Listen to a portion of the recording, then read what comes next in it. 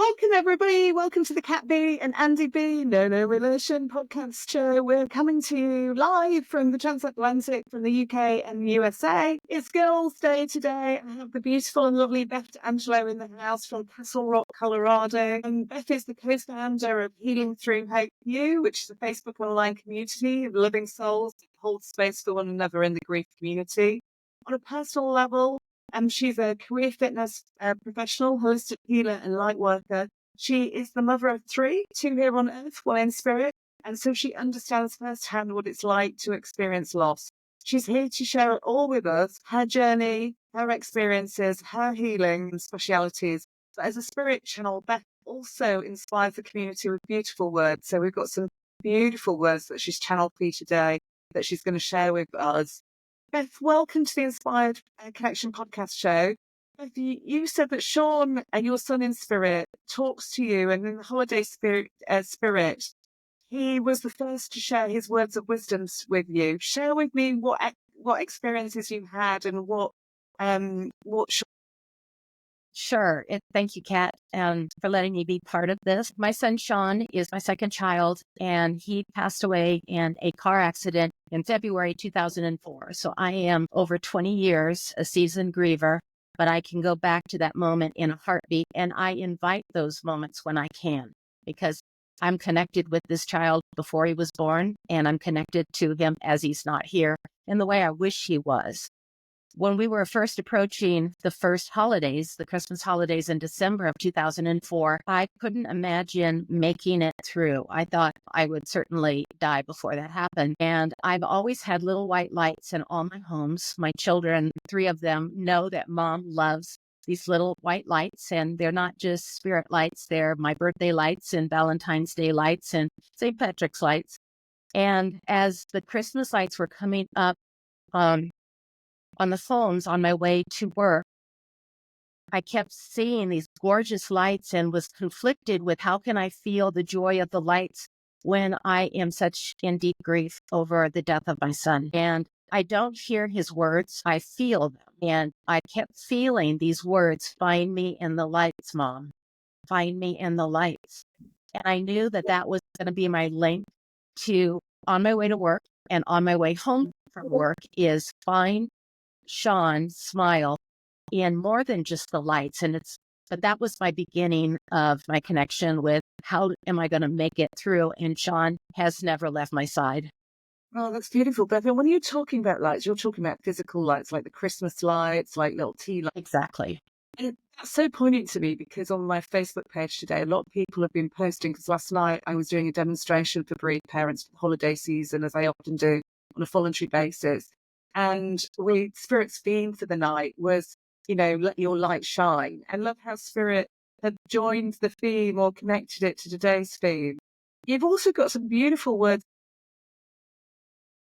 I was trying to write something that reflected when life feels really heavy. Remember that it's okay to let go. It's okay to absorb, and we're not forgotten, and neither are our children forgotten, even in our darkest moments. And the theme of light has been with me probably the last 18 to 20 years. But this is what came out on pen and paper. Keep your shine on. Even when the world feels heavy and your light feels dim, remember this. One spark, your spark, has the power to ignite something extraordinary. You don't have to light the whole world at once. Just one moment of kindness, one act of courage, one word of hope can ripple out further than you'll ever see. Your light matters. Your shine matters. Even in the smallest flicker, you are a beacon. So keep your shine on, because one spark, your spark, can light the universe. Beautiful, Beth. So beautiful. Wow. And you're definitely one of those people that lights up the world in terms of healing. Tell us a little bit more about Sean and your healing journey, my darling, and how we've got to this position. And you've got some healing modalities that are really unusual, and I want to hear more about. So share with everybody listening. Thank you. I will. When we got back I was living on the Big Island of Hawaii. When we got back to Hawaii after Sean's service, there was the dread of how do I go back to work? And I went the day before I was go on shift at the Four Seasons Hualalai just to walk through the property and literally try to find the corners that I can hide physically in and spiritually and emotionally in. And there was a letter waiting for me from a woman named Sharon Mullins, and she's a homeowner at Four Seasons Hualalai. And she wrote me in a pen on paper. And the takeaway from that was, you will transcend this event, Beth. I know because my son was on the 104th floor of the Twin Towers on 9/11. And that, I'm going to get misty-eyed, it stopped me in my tracks. I was able to be aware I am holding her grief, and mine just took a second seat behind me. That here's a woman that had the courage to write an unknown mother, giving not this is what you need to do, but sympathizing and normalizing that her son also died. That got me on the start of whenever a story would cross my path. I didn't go looking for these stories. They came and found me. And I would ask the person sharing the story of a mother who has a child that just died, what is her name and what is her child's name? And I started writing Dear Mom letters to these unknown women, actually mostly in the United States, but they also went worldwide. I have two mothers in Africa. I have one in Europe, one in the UK. And I made an angel bracelet, and I gave the letter to the person who shared the story. And I always said, please open this up, read it, and if you feel it's appropriate, send it on. If it's not appropriate, just send the bracelet on and let them know there's another mother who has experienced this loss and you are not alone. So I had done that for many years, and I said there was a woman in Sally at the resort that had just taken my fitness class, and she had told me that one of her friends in New Jersey had not only just lost her child, but it was her only child. And she said, I don't think she's going to survive this. So my heart does this compassionate grip. And so I wrote this woman a letter, sent an angel bracelet, and we became best friends for years.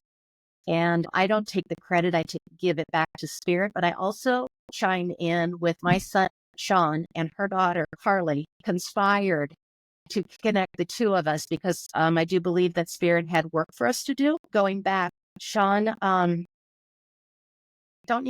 all you need to do is look at a newborn baby with the biggest smile and the giggles, and you will know everything you need to know about my 19-year-old boy. He was just the kindest, loving individual. I believe he did not plan to die when he went ice fishing. He did not plan to have a fatal car accident on his way back to Durango, Colorado, where he was going to college. He didn't expect not to go back to his apartment, his bedroom, and not ever see his Christmas gifts that he just got a month and a half earlier. That really has helped me understand that we do not get out of this life carrying anything with us that's physical. And that launched me into this thing that Sean also gave me within about probably the first 3 months is grow hope, grow hope. And I thought, what the heck is grow hope? So I kept saying grow hope. And then I'm a wordy. I picked it apart, and grow means, and it's an action word. You have to do something to make something grow. And I've always been connected to the word hope. And hope is also for me an action word, not just a noun. And hope is belief that something in the future something will shift enough that in the future you can hold whatever you're dealing with tenderly. So out of that came my Gmail account is beth.growhope. I have something that I started, Grow Hope Project. I have my 3 boys, the one in Spirit, also, and my 2 children who are here for last Christmas gave me a vanity license plate, and it's GROHOPE, Grow Hope. And oldest son put on there Sean's college, Fort Lewis College. So I drive around with the front and the back vanity plate saying Grow Hope. And I think that most people are looking at me like one of these wackadoodles that are walking and driving around. I love that, Beth. Just for the viewers listening, I mean, already we see the inspired connection of you being here, and that Carly inspired the podcast with Nick and Josh. And so we see already them weaving you into the storyline there, and that how this team of individuals on either side of the veil are working actively with those living to kind of tell the story of how we heal. But just the thing that's really touched me is that you reached out through these letters and you just let people know that they're not alone. And I think hope when somebody is grieving is very, very powerful. It can be the difference between life and death in some circumstances. It gives people the power to move forward even when they feel that they can't. That was my experience. I did not know how to do this. I am with everyone else that's lost a child. We don't know how to do this. My mother raised me on Elizabeth Kubler-Ross's philosophy of death and dying, life and living. And even though I grew up in this awareness that we don't get out of this alive, totally unprepared for the phone call that my son is gone. And that's what his dad said. He's gone. I go, what do you mean he's gone? Where is he? And that really set me out on this pilgrimage to write women letters was what kept me connected to hope, because I knew exactly where they were.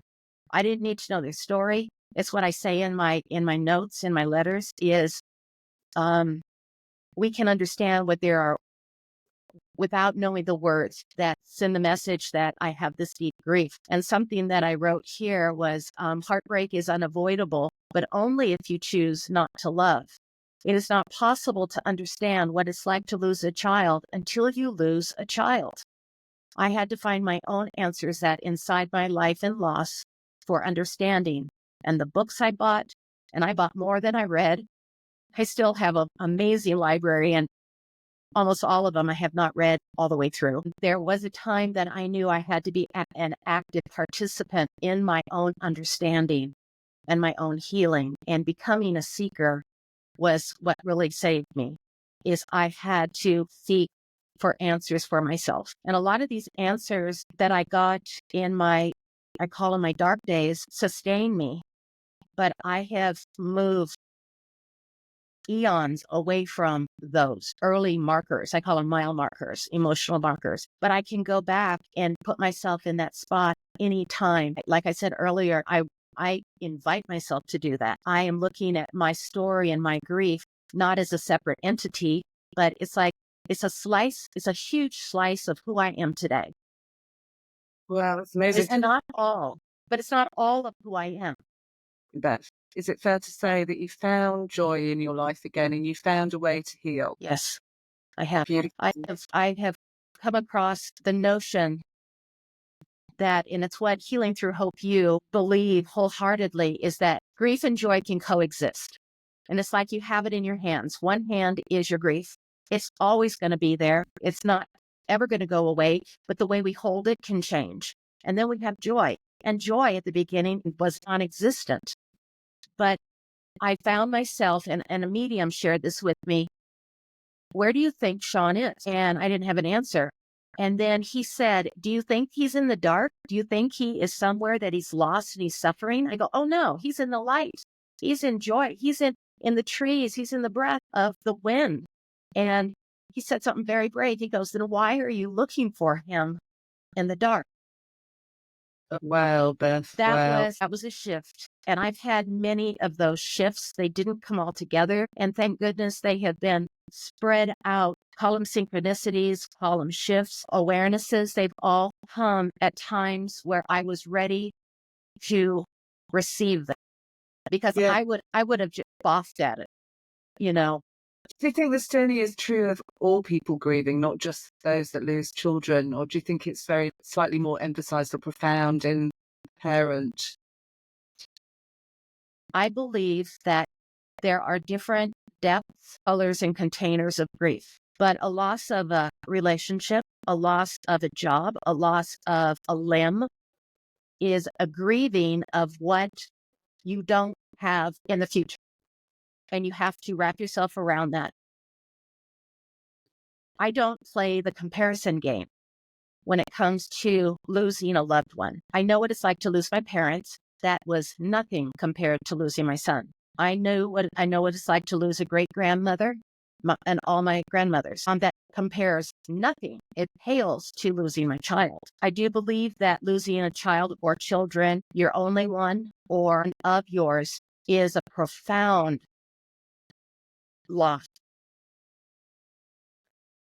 And some details are so complicated that it makes it's a grief over grief. It's all encompassing. I know the answers to Sean's accident. I talked to the state trooper. I talked to the two drivers in the other two cars, the survivors. I talked to toxicology. I talked to the coroner. It took me years. Bobby took me to the site on Mancos Hill that I sat in the field where the cars ended up, in the most beautiful blue Colorado sky, and closed my eyes and just felt the sunlight on my body and felt Sean's presence. And as a mother, I was there knowing this was the spot that he took his last breath. And he loved this area. That's my cushioning and my wanting to be in my own recovery of the deep, deep grief. Is it a journey for everyone to have this metamorphosis or transcendence of the event? I think it's possible. It's extremely courageous. It's extremely hard. And I think looking back, as I'm just saying this, I didn't have the vocabulary or the language back then. I think I'm a dot collector, linking the dots now, looking back as I'm just saying this, Pat, is my dear mom letters to another person that I knew I didn't have answers. I was just reaching out to let them know, I see you, I hear you, you are not alone. So there's something powerful in that, though, because you're witnessing somebody's grief in the most beautiful way. You're not judging it, you're showing compassion, you're being present. And that's something that in society, I think people struggle with. They don't understand that actually acknowledging and witnessing the grief is such a vital part of the recovery process. You need to be seen, you need to be heard. And I think that without perhaps consciously realizing it, you're triggering one of the most incredible needs in grief, Beth. I think it's a need in humanity. Our subject matter is the loss of a child. And I didn't finish my thought is, although I know there's no mystery over my son's accident, my heart goes out in a huge, compassionate well of love for those parents who don't have all the details of the last breath. The mystery that surrounds the missing. Someone I dearly love talks about the blue wall, the police wall getting higher and higher and not getting the answers to what exactly happened. To have children who have been taken by the hands of someone else and not having the whys and the answers to that. So even though I don't play the comparison game, I feel in my own story that it is a much softer story and a very, I don't even know how to say this, but it's a softer story because there's no missing links or missing pieces, I guess. Sean's journey provoked so many changes in you. You were a fitness instructor. You were always open-minded to healing processes and the holistic healing process, but you really deep dive. Tell me about some of the things that you did and some of the things that might help some of our listeners there. Goodness, I believe that, here's my woo-woo, I believe that Spirit sent me to Hawaii, that the island was going to heal me because I couldn't have been in a more beautiful place. It's almost like Spirit was saying, well, your world's going to change and we have an assignment for you. And in order for you to handle this assignment, something significant is going to happen to you, but you have everything within your toolbox. You're going to be okay. It's just not going to feel like my driving to work at a resort where everyone is there for their vacation. I had to cry all the way there, turn off my tears. I had to put on a microphone for 8 hours and teach spinning classes, bar classes, Pilates, aqua fitness, yoga. And it was like, oh, just get me through this day. Music was my saving grace. I poured over music that would be appropriate in all my classes, especially spinning, but would also tie me to my son. So I have got the most amazing playlist. So music was something that really gave me a solace. It wasn't all happy, happy. It was very deep, meaningful things on lyrics I could identify with. I was the fitness coordinator and the wellness director of an amazing piece of property. So I had the license and the ability to create workshops and programs. So I got out the paddle boards. We did a meditation on the paddle boards on the ocean where I got to use spirit words and didn't talk about loss, but talked about challenges in life. And metaphorically, we're on the water and it's smooth on the top, but underneath it's dark, but it's quiet. There is a peace when the chaos on the surface is quieted. Don't be afraid to go down under.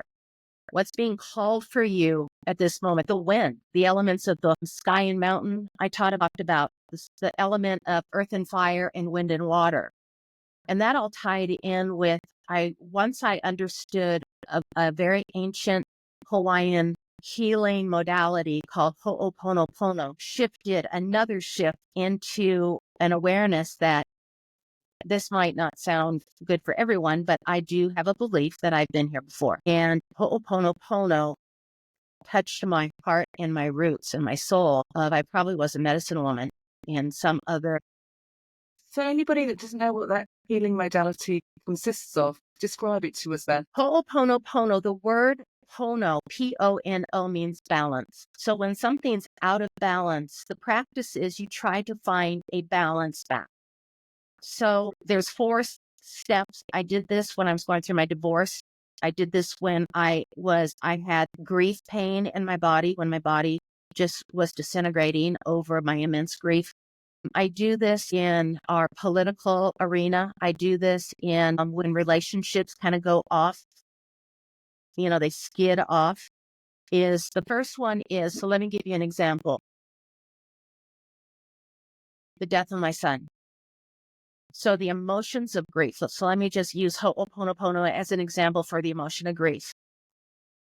I am sorry. I am sorry that I have to do this dance with you, grief. I would prefer not. I'm sorry that I wasn't prepared to and was of omission and commission, that I wasn't aware that I couldn't hold this. Other people's children have died around the world. I'm sorry that I'm seeing myself as a loner in this, that it only happened to me. Second one is forgive. Grief, forgive me for not wanting to wrap my arms around you. Forgive me for stumbling and not getting this down perfect. Forgive me for not being smarter and more intelligent, more spiritual. Had I been more spiritual, maybe my son wouldn't be dead. So I'm sorry that this happened. Forgive me. The third one is thank you. Gratitude. Thank you, grief, for teaching me the tenderness of love, the tenderness of connection. If I didn't grieve so much on the loss of my son, it would just be, oh, it's over. The reason that grief is my walking companion is because love is my walking companion. Thank you for helping me look at my wounds. I'm so full of gratitude that I have been able to explore that he's not gone, that he still exists. And the last thing on Ho'oponopono is I love you. I love you, life. I love you, experiences. I love this body that's able to take me into hell and back. I love the fact that I am still breathing today, that I can say a word of hope that maybe someone will lean into and hang on to that might be a shift for them. So Ho'oponopono can be when I had grief body and my knees went out and I broke out in hives and my hearing diminished. I had to go get my eyes checked because I started to lose eyesight. I did Ho'oponopono on all of that. I'm sorry, body, that you are having this reaction. Forgive me for not knowing what to do with you. Thank you for being my body that can take me to the doctors, that can put me in a car, that can take me to work. And I love you. I love you, knees. I love you, skin. I love you.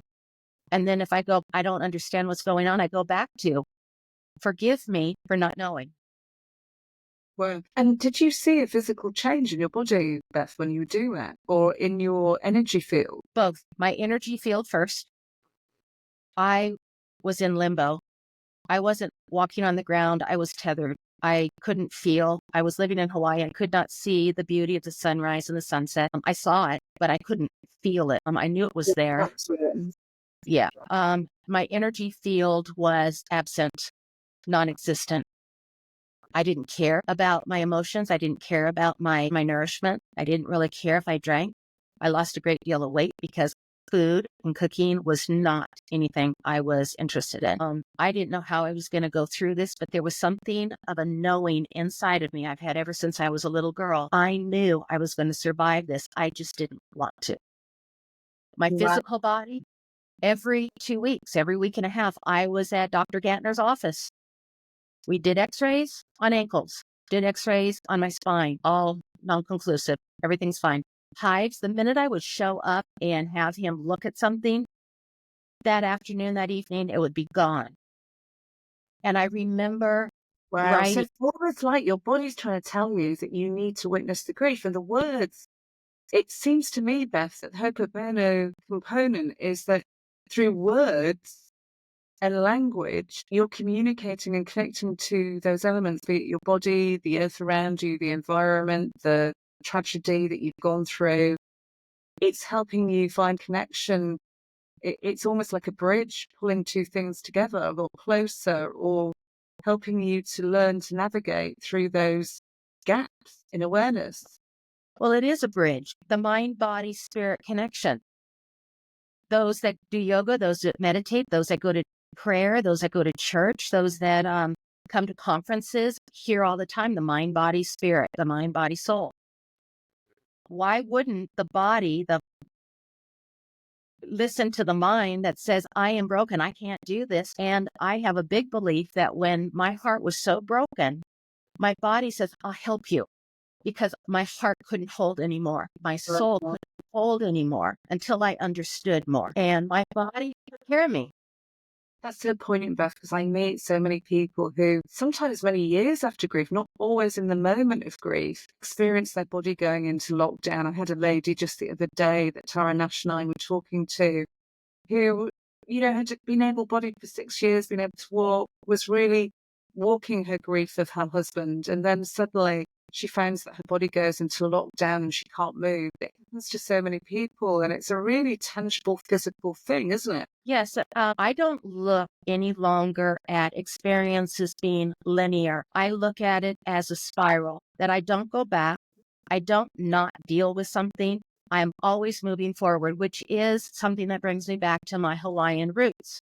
There's a word called nalukai, Nalukai, nalukai. And one of the translations of nalukai is sacred warrior that's lived life's challenges. And we are all a nalukai, especially in the grief world, that the body's going to take care of me until I can get to a place where I can open that book. I can be ready to receive something, but I don't want to say that the reason that my body is giving me physical wear down signs is because I'm not doing something. The bridge is the body is one component, and it's a huge component. It's our earth suit. I see the mind. If I can change my mind about something important, my body can shift too. And my soul, my spirit. Right now, I'm really doing my best to align myself spiritually. This is my belief now. I went to in Phoenix to take a training on how to give light, and it's not Reiki, it's something different. And one thing that was really poignant is he brought up, there is the mind, body, spirit, but really, if you would to work on your spiritual, it will trickle downstream to your mind, and your mind will trickle down to your physical body. And since I've been in fitness my entire career, that isn't a switch. It is, my body has always been my driving vessel, and I have to change my mind about how I'm going to work with my body. And if spirit has a place, it'll just show up. I have shifted huge. And that is if I align myself with my knowing that Sean he still exists. I will exist when I die. Being a seeker, it was desperate that I know where I was. But you know what? When I die, Kat, I'm not worried about where I'm going to be, because I can say I'm just going to be wherever I'm supposed to be. But I go over and over, where is my child? So I'm aligning myself with where are the spiritual connections that will change my mind, and my physical body that I reside in, my earth suit It's that beautiful. keeps it will be doing the best it can. It also makes sense if you change your perspective on the physical level and your vibration on if you change your vibration on the spiritual level and your thoughts on the spiritual level, that almost like an umbrella effect to the rest of the body, the mind, the spirit. It makes total sense to me. Those layers trickling down almost like a waterfall, Beth. It's very, very interesting. Yeah, really lovely and insightful. Yeah. And let me just say that I don't do this perfectly, and I blow it, and I push send. And what I have come back is I try to come back immediately when things are misunderstood, or realizing that not everyone believes or thinks the way I do, but I'm learning to trust my voice. I'm learning to believe in this knowing that I've always known. And Sean is one of my guides. He's not my only guide, but I have ancestors, women ancestors that stand behind me, that give me a great deal of support. Do I hear them? No. Do I see them? No. Do I want them to be behind me? Yes. Do I expect them to be behind me? Absolutely. Therefore, they are. That's beautiful. Share with me, because you said something very profound off camera. You said, I just feel them. I have a knowing. So some people are wondering, where are my loved ones? How am I going to experience them? But the truth of the matter is, it's in that power of intent that connects you. You feel or sense them through your heart center or through your mind it's not a physical way, is it? It has a physical element, but it's more a vibration or a knowing or I guess a sense of love or a vibrational level, isn't it? Well, that leads into the holistic healing that Bobby and I do on our sound journey. We call it a sound journey, but it's also known as a sound bath. Beautiful. Have gongs, crystal bowls, all different vibrations, all different hertz. We use binaural beats. We have chimes, bowls, rain sticks, canary beads. It sounds like water. And what we do is we combine the elements of earth, wind, and water in all of our sound baths. So we just invite people. They lay down on their back. They close their eyes. I set an intention. I set a theme, and then the music takes over. I'm a big believer that energy never ceases to exist. I happen to believe in Einstein. Therefore, Sean didn't cease to exist. I'll not cease to exist. The stars we see in the sky, they say are dead stars, but I still see them, and they've been dead for how many light years earlier. I see winter. The leaves have done everything they needed to do. So they fall on the ground, and the cycle of roots are being nourished and being restored so it can come back with a new growth. So I envelop my entire life wrapped around grief. It will always be there. It has cycles. We all go through cycles. Our body goes through cycles every time we have another birthday. Of the wind has a vibration. Sound of music has vibration and conjures up emotions. We use ultrasound in medicine. We use sonar in medicine. We use rays that go in, that I don't understand the language, in medicine to blast a tumor. Why wouldn't there be sounds washing over our body that knows where our stomach is, knows where our heart is, knows where our kidneys are, the filter system, that knows where our liver is? We have coping tools that don't always honor the best place for our earth suit. And I'm not taking that away from anyone, because some of the tools that I use, I wanted to tap out and numb out. I wanted my grief to just lighten up. It's too much for me to bear. So wine was a good friend of mine for a very long time until it stopped being a good friend of mine. The energy of making a decision, the energy of not making a decision, it's all an energy exchange. I give you money for a service, you give me the service. There's an energy exchange there. So on the holistic, having to do with living life on life's terms and being called to be a sound healer, it's transformative. People tell me afterwards, what happened to me? And I simply say, what are you experiencing?